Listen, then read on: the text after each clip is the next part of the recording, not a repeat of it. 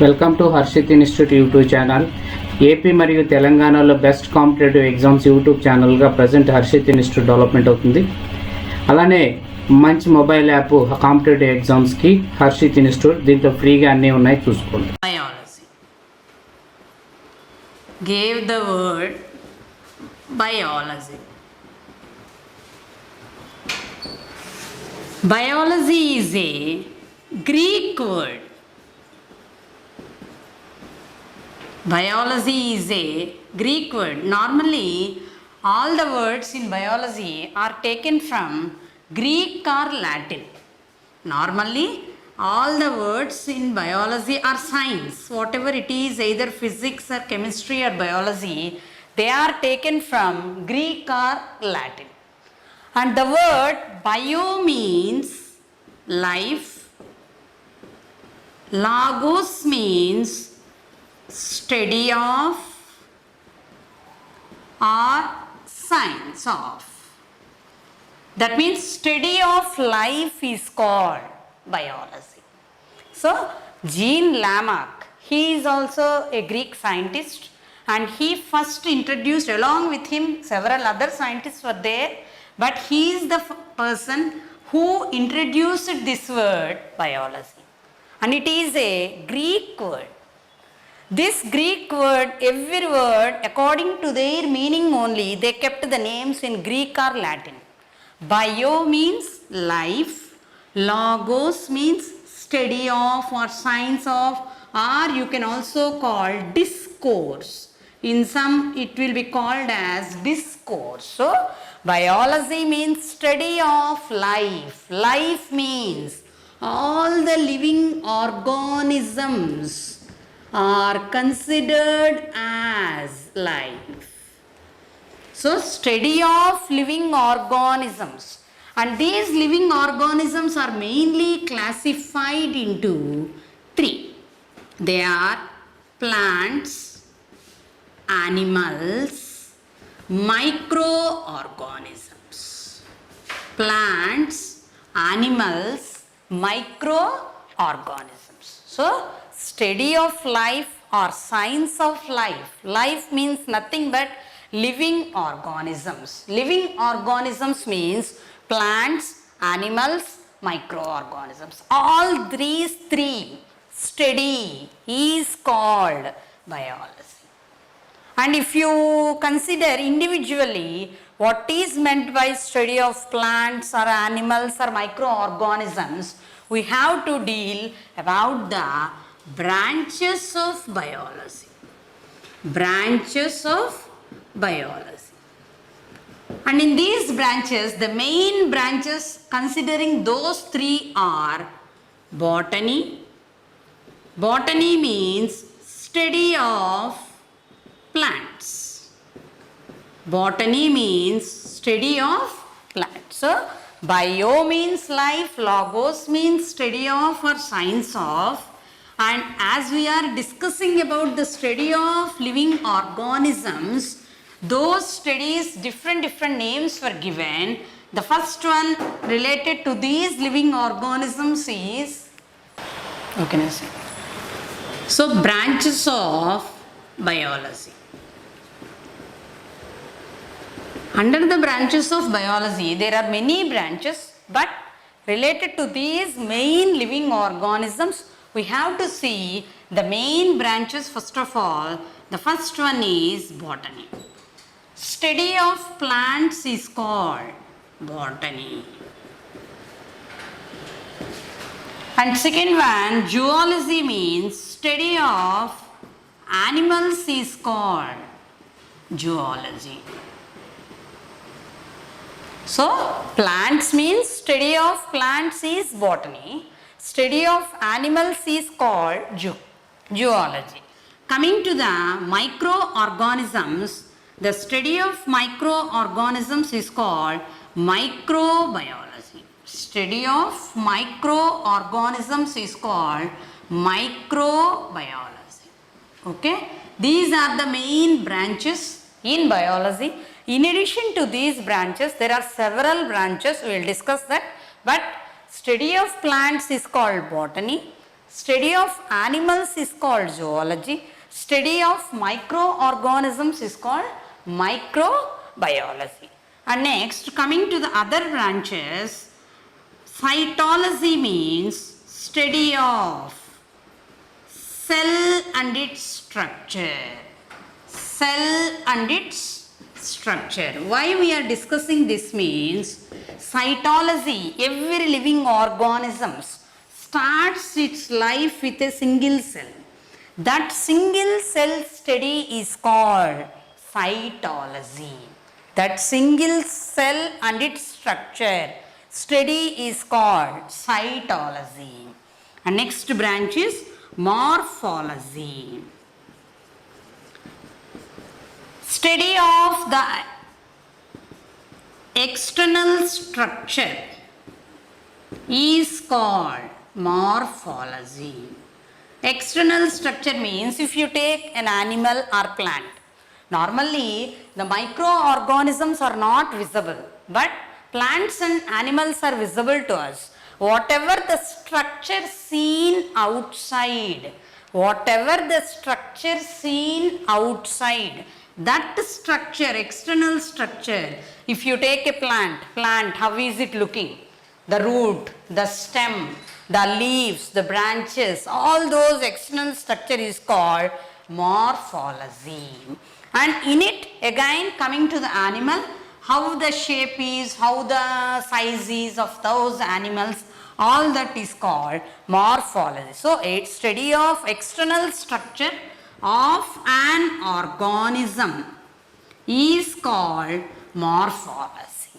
Okay. Next, coming to the anatomy. Study of internal organs. That means every plant, internal organs or structure, whatever it is, study of those internal structures is called anatomy.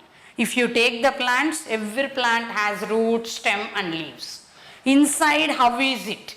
That means a root, how various cells are arranged. All those are considered as anatomy. And in animals, coming to the animals, inside each and every organ, how it is arranged in our body, all these are considered as anatomy. Next one is coming to histology.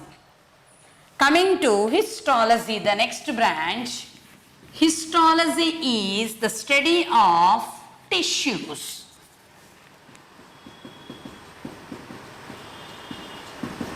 Study of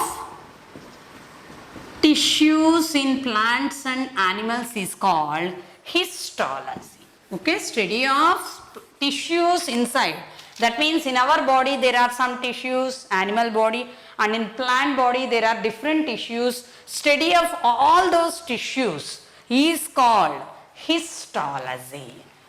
Next branch is physiology. Study of internal processes in an organism is called physiology. Internal processes means, for example, if we take plant, in plants photosynthesis occurs, respiration occurs, all that study is called physiology.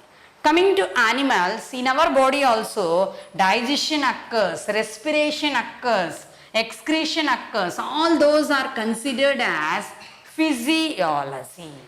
Study of all the internal processes in an organism, you can write in an organism is called physiology. Okay, next, genetics. Study of inheritance. That means, you know, all organisms, their offsprings look alike. Why those organisms look alike means inheritance occurs. That means passing of characters from parents to children is called inheritance. Passing of characters from parents to children is called inheritance. Okay. Passing of characters from parents to children is called inheritance. And that passing, how the characters are passed, that study is called genetics. Next, pathology. Study of diseases. Study of diseases is called, if you consider plants, in plants, the diseases are called phytopathology. In plants, if you study the diseases, it will be considered as phytopathology. Why? Because phyto means plants.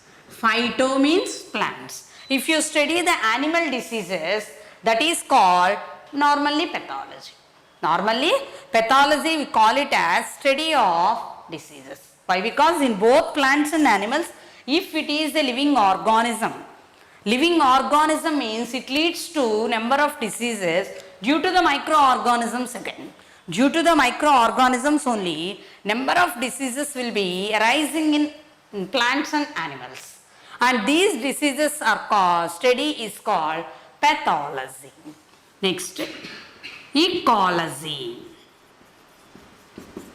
Study of relation of organisms with the environment. Study of relation of the organisms with the environment. That means every living organism lives in a habitat, a place. In that place, the environment will be there. And that organism relation with the environment.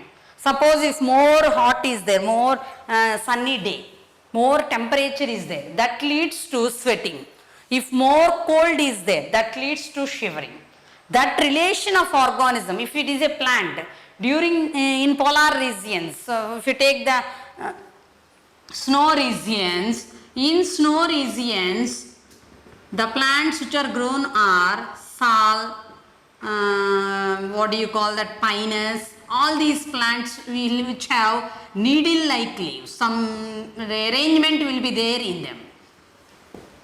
For example, if you take animals, bear lives in polar region, penguin lives in polar region, and how they are related to that environment, that study is called ecology. That study is called ecology. Next, zoogeography or phytogeography means study of distribution of animals. Geography means already you know, distribution of animals on earth. Study of distribution of animals on earth or plants, phytogeography, is called zoogeography. Next, speleology. Study of pollen grains is called speleology. Pollen grains means in plants they will be observed as the male reproductive gametes, and this pollen grain study is called speleology. Okay. Next, phycology is study of algae. If we discuss about the kingdom of plants, no, we come to know about the algae. What are algae? Those study of algae is called phycology.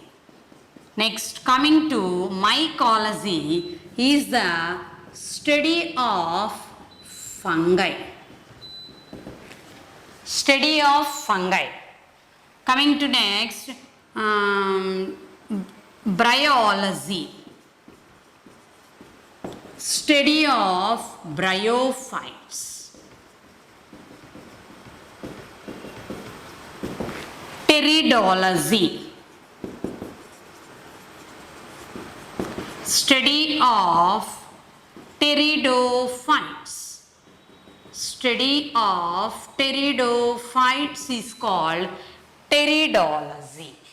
Okay, so these are the various studies of branches of biology where we will be studying in various manners according to the kingdom of classification or related to their plant classification or animal classification or microorganism classification. You know, bacteriology. Study of bacteria is called bacteriology. Study of virus is called virology.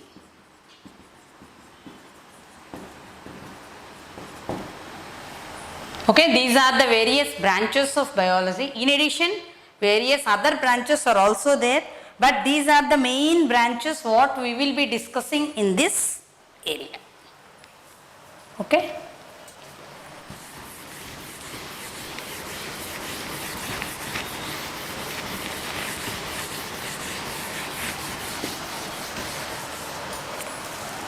And who is the father of biology means Aristotle is the father of biology.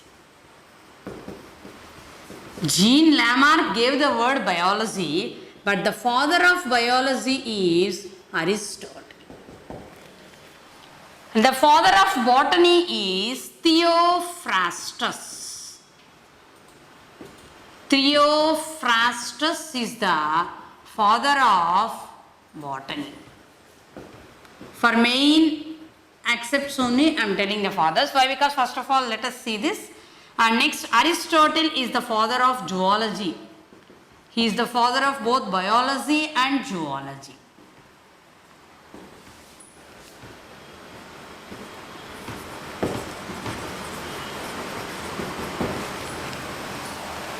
Okay, and Carolus Linnaeus is a father of taxonomy. Taxonomist. He is the father of taxonomy, where the identification and naming of the organisms were given, called taxonomy. Father of taxonomy. These are the main fathers where we will discuss here.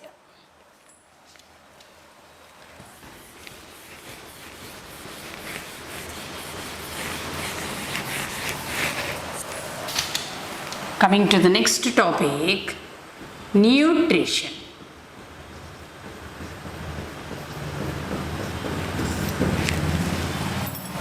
Nutrition, this is the word where intake of nutrients into the body.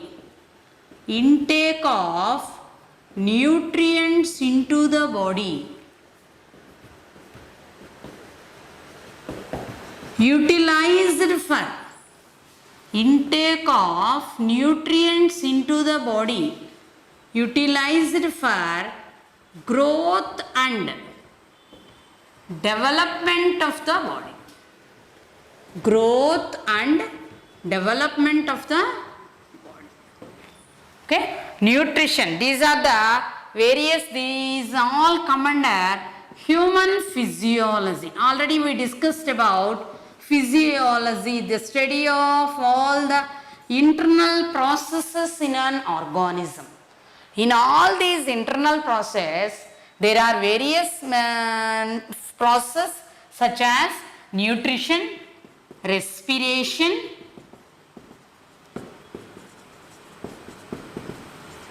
transportation, excretion, reproduction,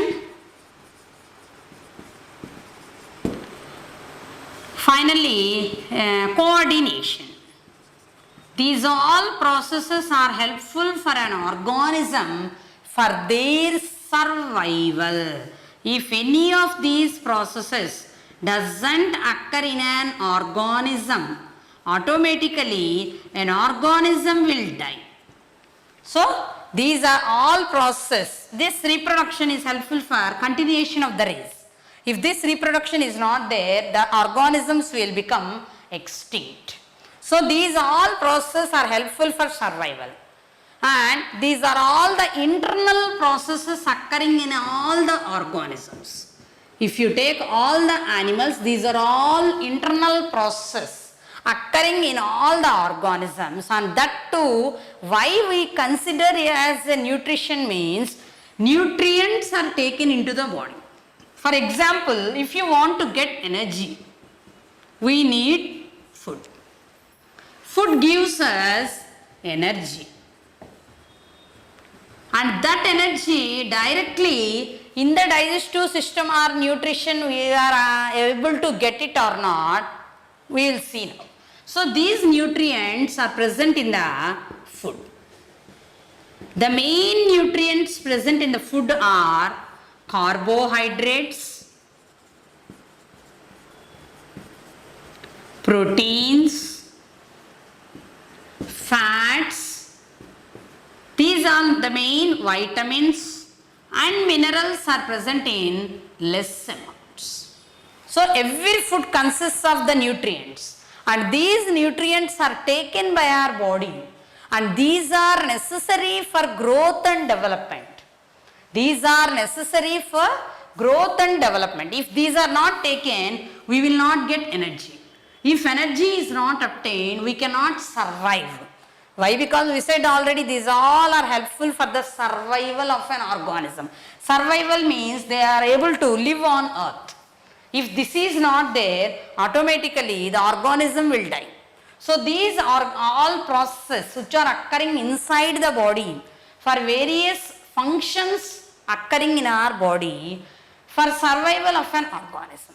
And the food which we take normally contains carbohydrates, proteins, fats, vitamins and minerals.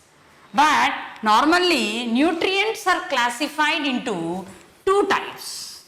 Nutrients are classified into two types. They are macronutrients, micronutrients. Normally nutrients are classified into two types. They are macronutrients, micronutrients. Macronutrients are the nutrients which are necessary to our body in large quantities. Macronutrients are necessary for our body in large quantities, and the micronutrients are necessary for our body in small quantities.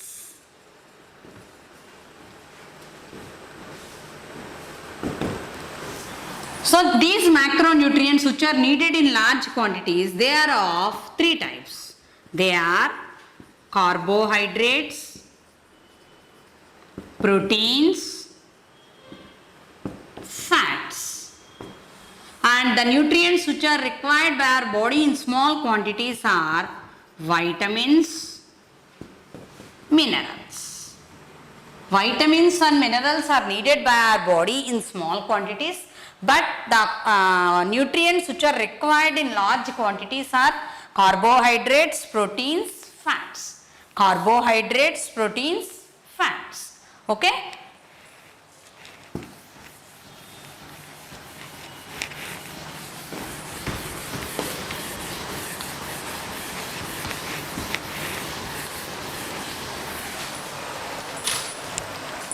And in all the organisms, this nutrition is of two types. One is autotrophic nutrition,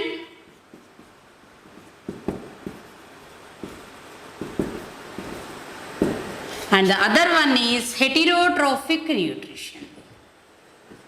Autotrophic nutrition, heterotrophic nutrition.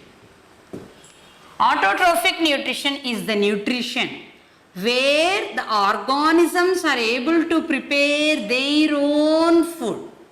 Organisms prepare, it is the nutrition in which the organisms prepare their own food, is called autotrophic nutrition.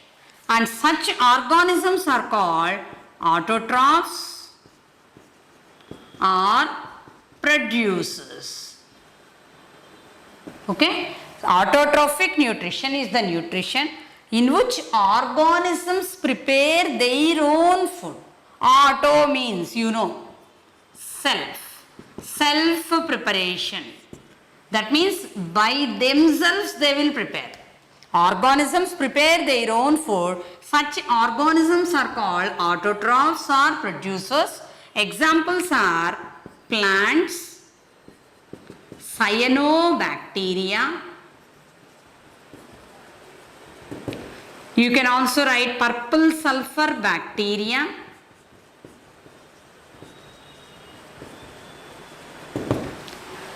So, autotrophs or producers means the organisms which can prepare their own food are called autotrophs or producers. And these autotrophs examples are plants, cyanobacteria, purple sulfur bacteria. Coming to heterotrophic nutrition, organisms which depend on others for food. Organisms depend on others for food.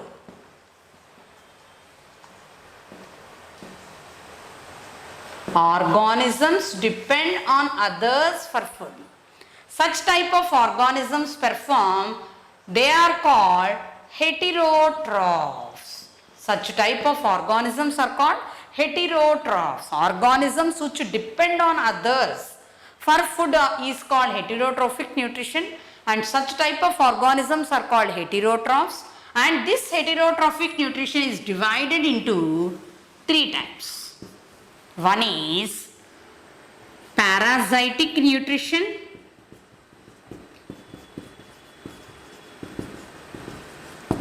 saprophytic nutrition,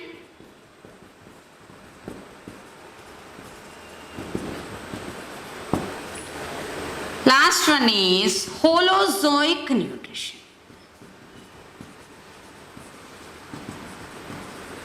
So there are three types of nutritions. They are parasitic nutrition, saprophytic or saprotrophic you can call, holozoic nutrition.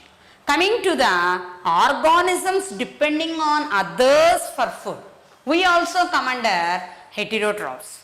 Why? Because we cannot prepare our own food. We depend on others. Others means as plants are preparing the food, plants provide food to all the organisms. If these plants are absent,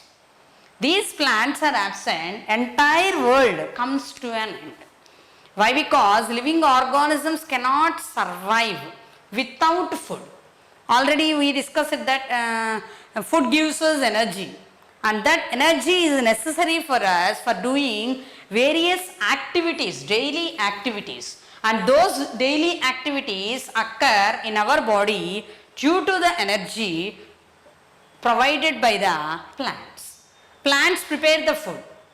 These bacteria also can prepare, but plants provide various grains, various vegetables, fruits, all those.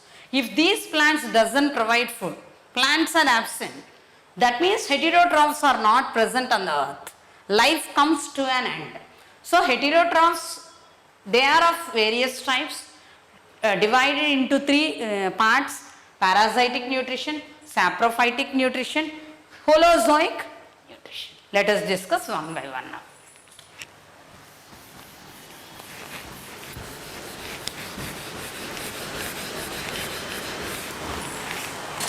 Okay, first one, parasitic nutrition.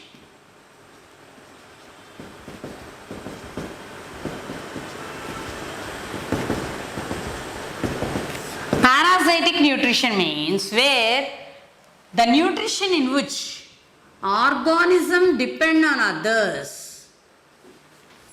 Organisms depend on others, but don't kill them. The nutrition in which the organisms depend on others, but don't kill them. That means, a best example in our body is lice, leech. You can write under plants cuscuta. But insectivorous plants doesn't come under parasitic nutrition. Why? Because here they live on our body, but they will not kill us. Example, lice. Lice means pelu. They live in our head, and those will suck the blood from our body, but they will not kill us. They will not kill us. And this organism which provides food is called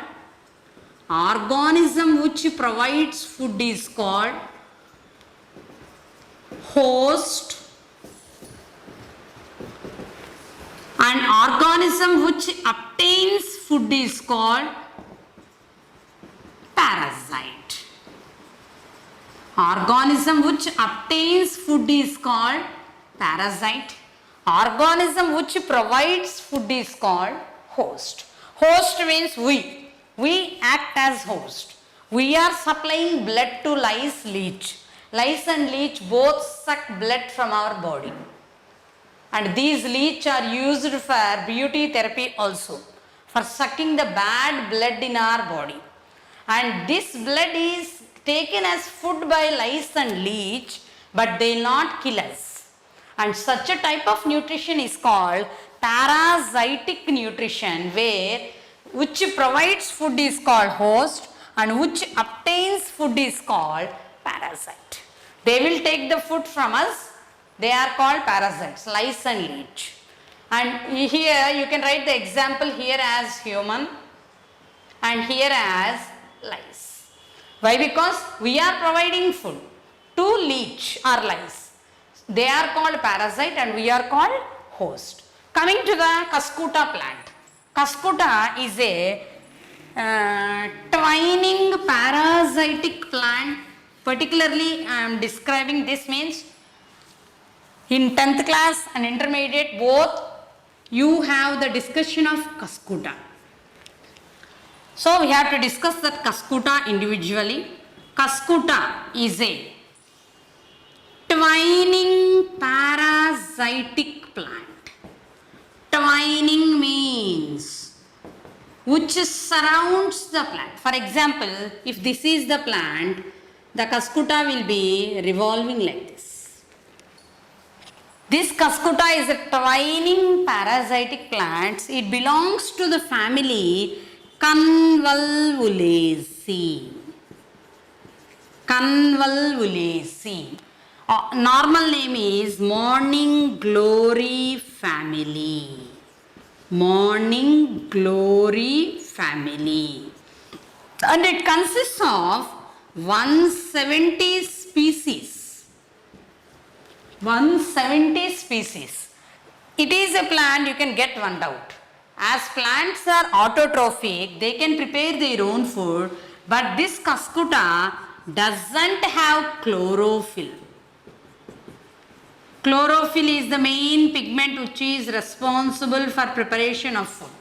But the Cuscuta doesn't have chlorophyll. Only one species of Cuscuta have chlorophyll, little amount of chlorophyll, that too Cuscuta reflexa. Cuscuta reflexa is one species which have small amount of chlorophyll. Cuscuta reflexa have small amount of chlorophyll. But normally all the species of Cuscuta doesn't have chlorophyll. So they are twining parasitic plants. As they doesn't have chlorophyll, they cannot prepare their own food. They depend on others for food. And such a species belong to Convolvulaceae family. And how many species are there in it means 170 species are present in this Cuscuta family, commonly called as Morning Glory family. And this Cuscuta reflexa is having small amount of chlorophyll. Here in this plant, the leaves are reduced to spines. Cuscuta leaves are reduced to spines.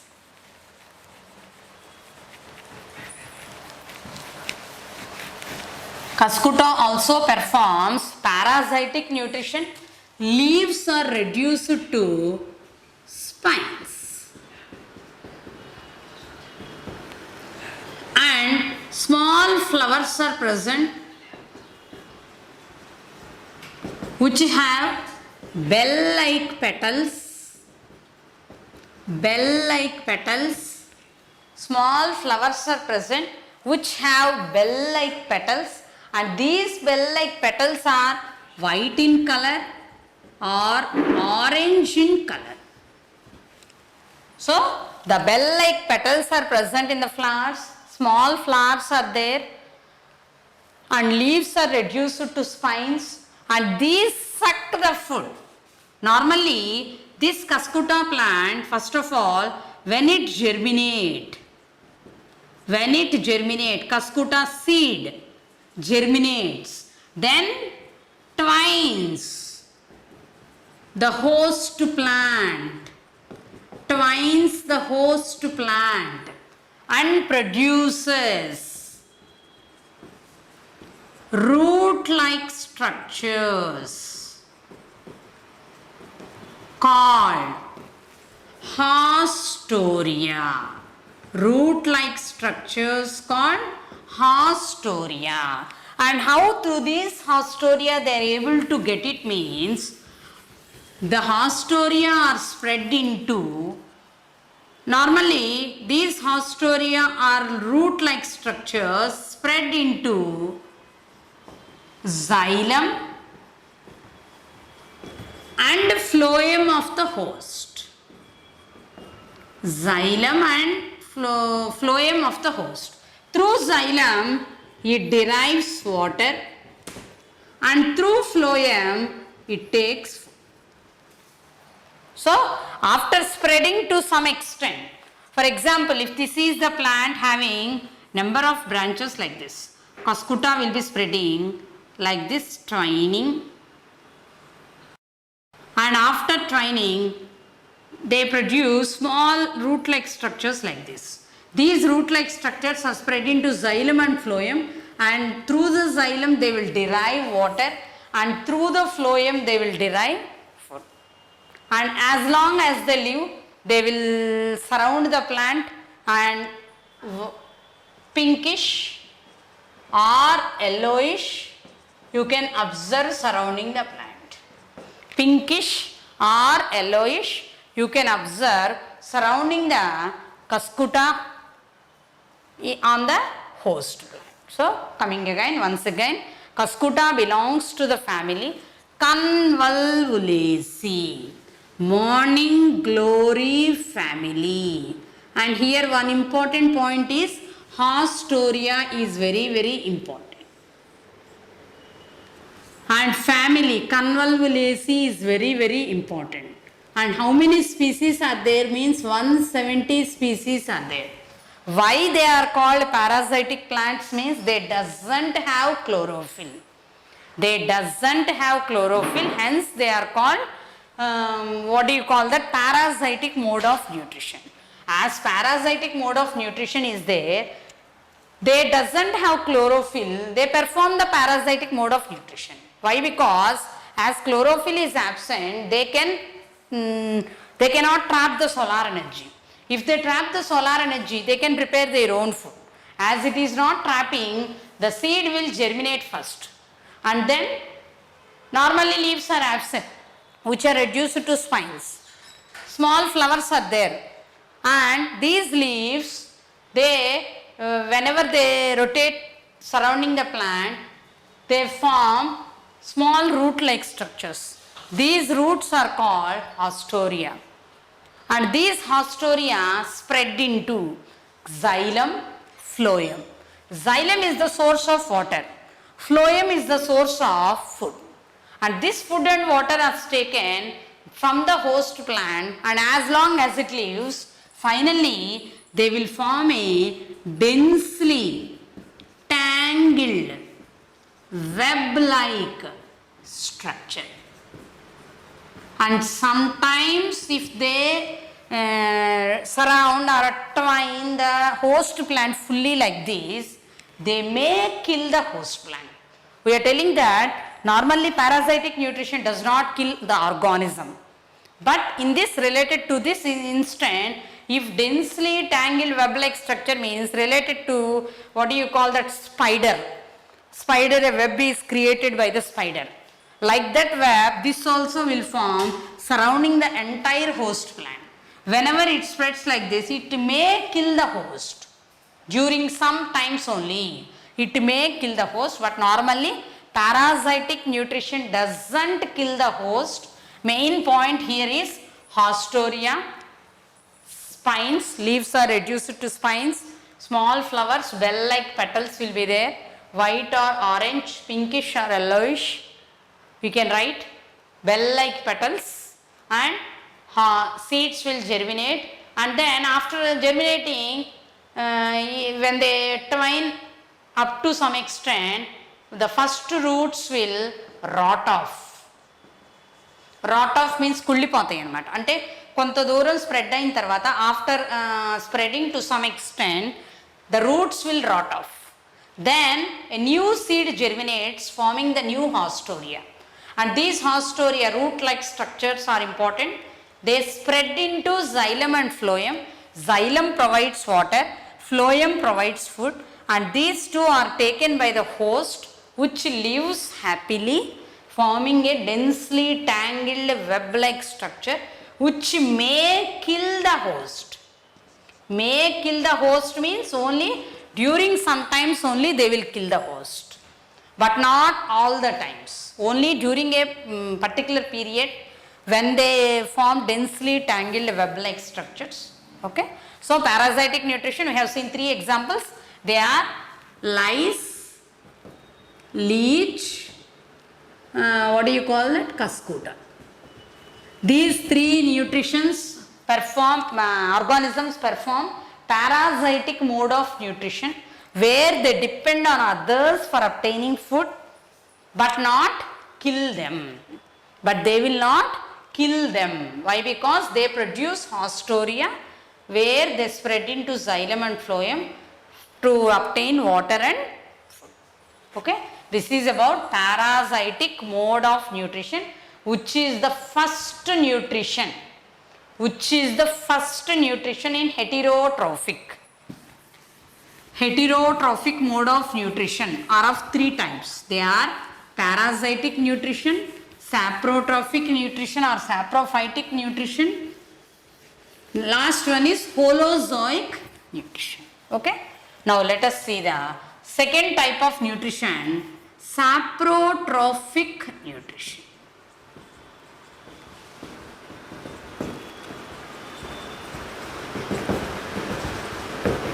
What are the it can be asked like this. Give the examples of the organisms performing parasitic mode of nutrition. Examples down, options. Give examples for parasitic mode of first option, lice. Second, leech. Third, cuscuta. Fourth, all the above. Then you have to write all 4. Why? Because all these 3 perform parasitic mode of nutrition. But sometimes it may be asked that identify the organism which does not perform parasitic mode of nutrition.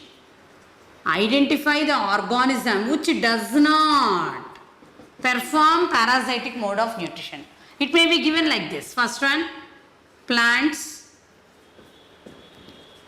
Second one, or instead of plants you can write name of the plant, neem, cuscuta.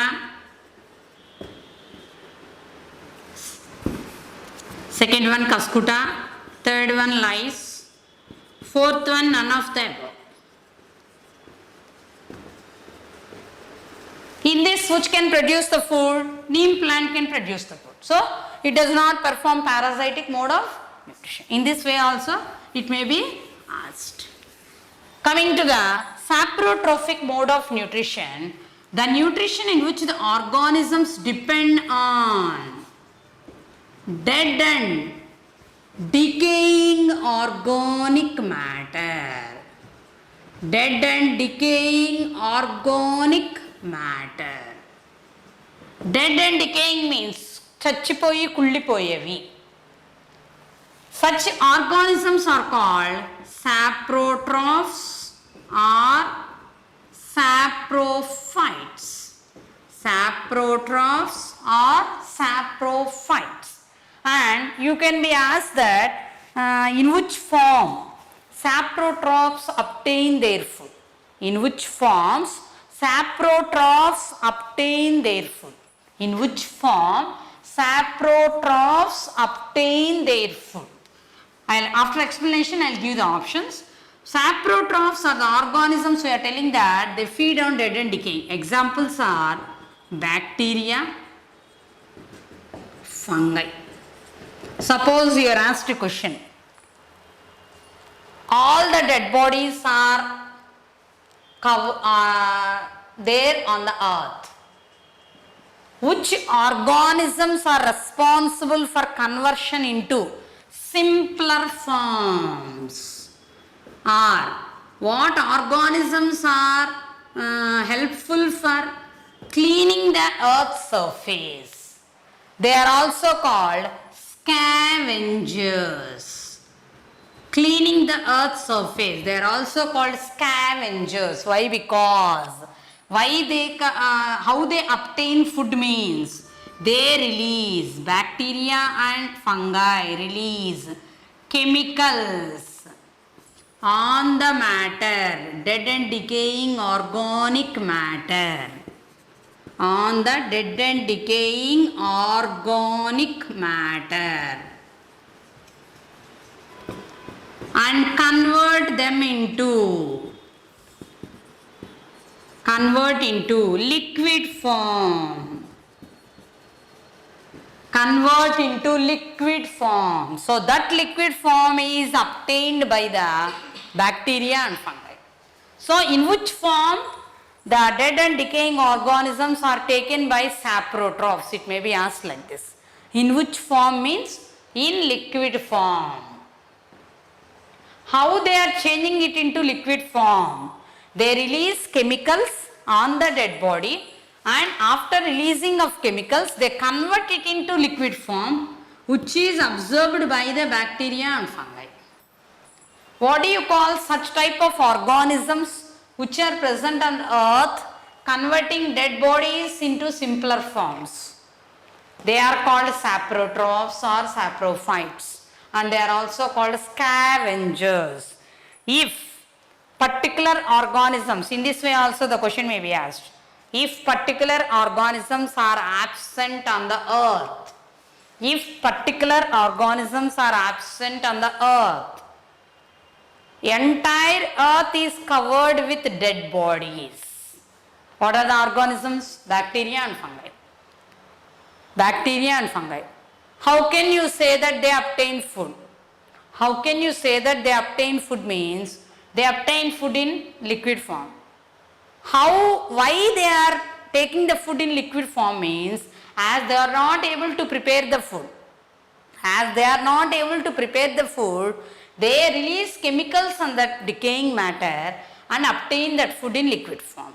So they take that liquid form, and that liquid form is taken cleaning the earth's surface, which are helpful for cleaning earth's surface. Another way of question, this is already asked in one exam, competitive exam. Cleaning the earth's surface, the organisms which are helpful for cleaning earth's surface, they are saprophytes,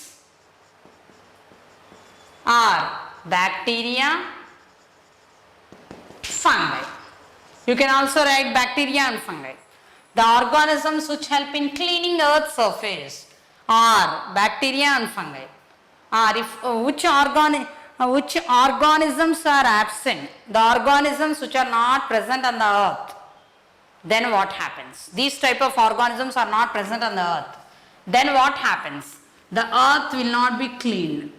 And what do you call such type of organisms? Such type of organisms are called scavengers or saprophytes or saprotrophs.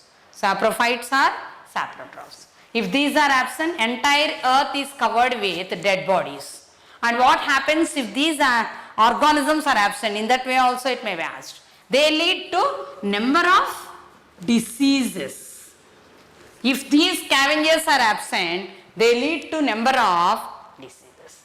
In many forms it may be asked. In which form the food is obtained by scavengers? In liquid form.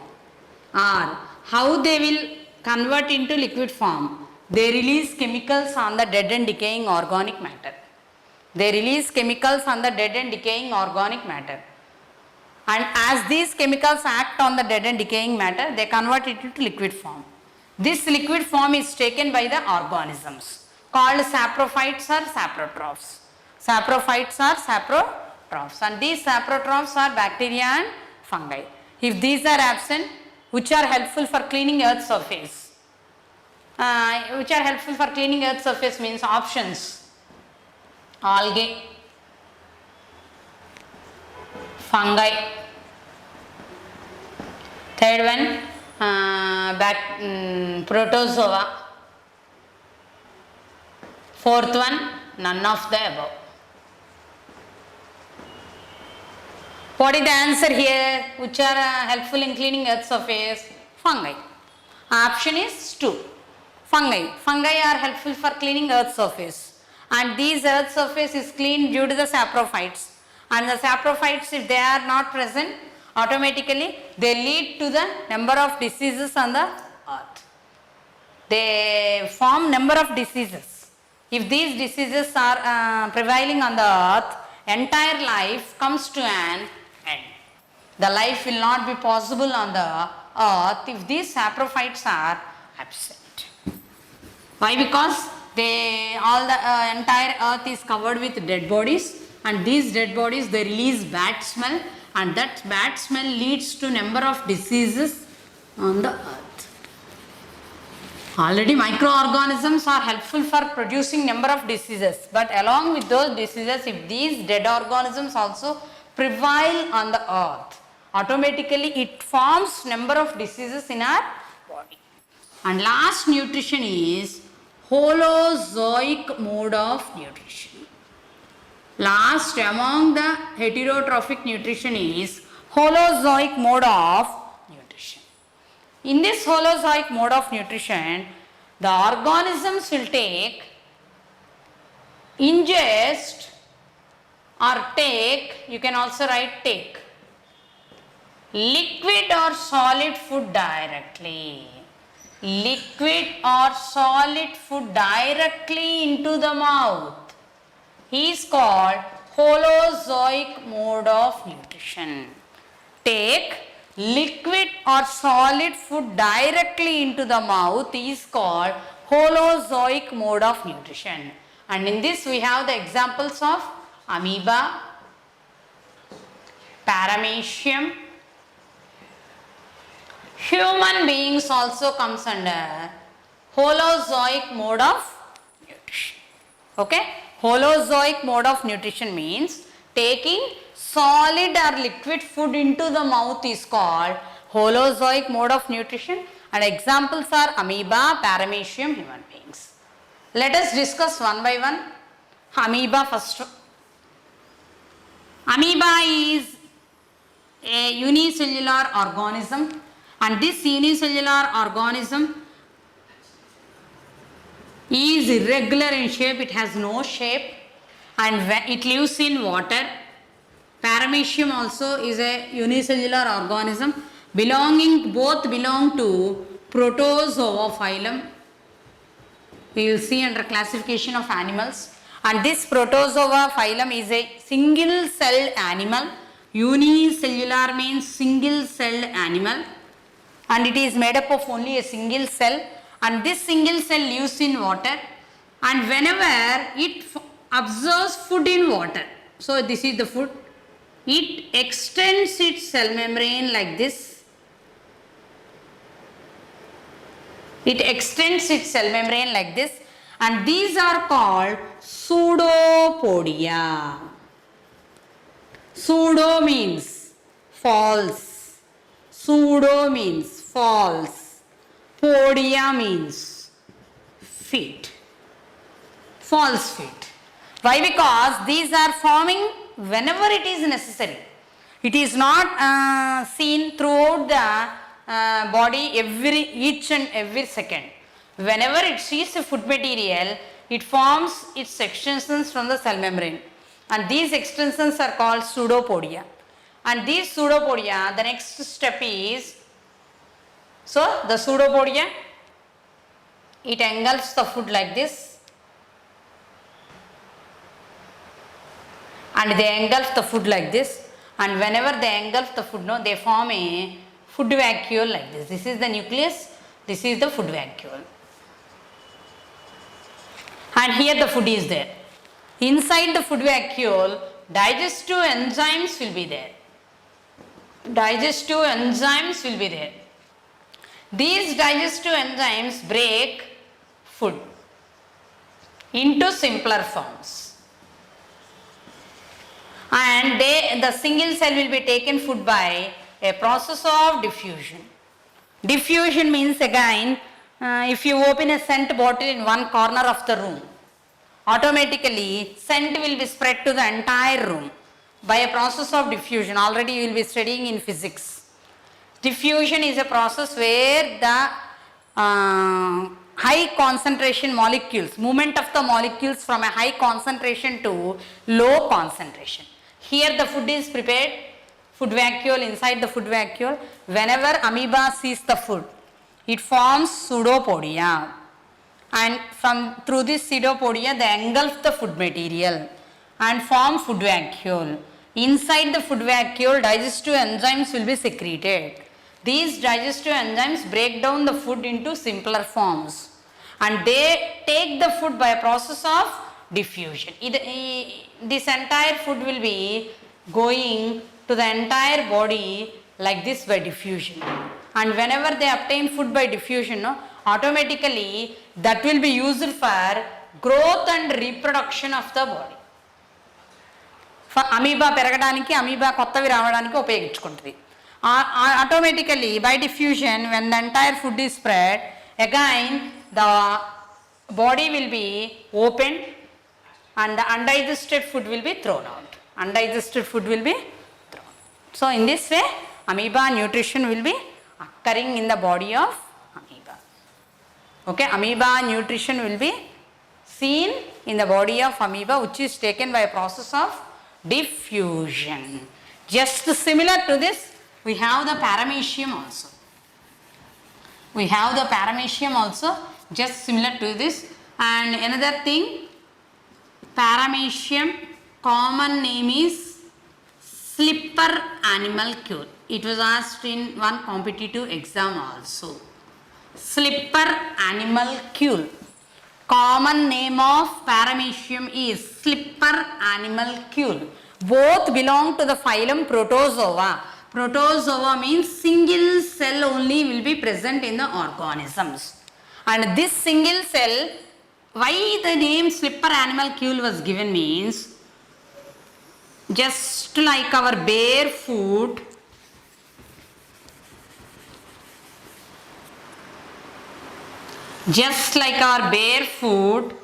paramecium will be seen like this. Paramecium will be seen just like our bare food. అంటే మనం అడుగులు తడి ఆ కాళ్ళతో నడిచామనుకోండి, paramecium ఇలానే కనిపిస్తుంది. Slipper లాగా ఉంది కాబట్టి మన ఫుడ్ షేప్లో ఉంది కాబట్టి hence it is called as slipper animalcule.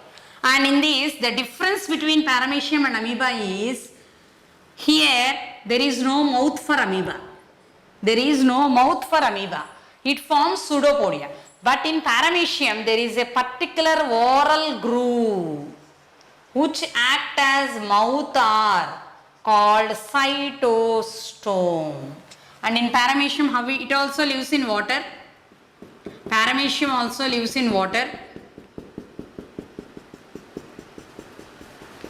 And whenever it sees a food particle in water, it drags its cilia. These are cilia. Cilia are the locomotory organs in paramecium.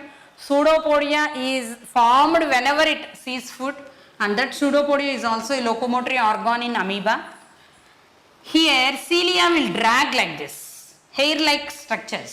They will drag the food into cytostome like this. And whenever the food comes into the cytostome, it forms a food vacuole like this. And inside the food vacuole, similar to amoeba, just like amoeba, how digestive enzymes will be formed, the food will be broken down the same way, and how the digested food will be going to the entire cell by a process of diffusion. And again here one pore will be there called anal pore or cytopes. You can also call cytopes. Cytostome is the mouth, cytopes is the anus. Cytostome is the mouth, cytopes is the anus. So one main difference is both holozoic only, just like human beings, but both belong to protozoa. Both have single cell only, but the way of taking food, it has mouth. Amoeba doesn't have mouth. Amoeba doesn't have mouth. Paramecium have mouth. Paramecium mouth is called oral groove or cytostome, and anus is called cytopes. But there is no anus in amoeba. There is no mouth in amoeba. It is irregular in shape. Irregular shape amoeba, but a shape is there for paramecium, slipper animalcule. Hence, as it appearing like our foot, it is called as slipper animalcule. And inside the cytostome, it takes the food and forms a food vacuole, and this food vacuole contains the various digestive enzymes, and these digestive enzymes break down food into simpler particles, where that food goes to the entire body by a process of diffusion, just like amoeba, and it is used for growth and reproduction, and both reproduce by binary fission only. Both reproduce by binary fission. We can see in reproduction. Okay, that is the similarity of amoeba and paramecium. The way of digestion is similar, but mouth is there in paramecium, mouth is absent in amoeba. Amoeba is irregular in shape, paramecium is in the form of a slipper, hence called slipper animalcule. Here pseudopodia are helpful for taking the food, here cilia are helpful for taking the food into mouth. Mouth is called cytostome, there is no mouth in amoeba. Here anus is called cytopes, there is no anus in amoeba.